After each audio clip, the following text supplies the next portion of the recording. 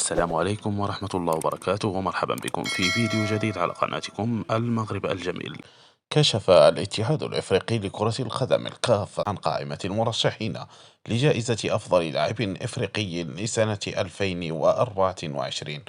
وضمن القائمة تواجد الثنائي المغربي أشرف حكيمي ظهير باريس سان جيرمان الفرنسي، وسفيان رحمي جناح العين الإماراتي.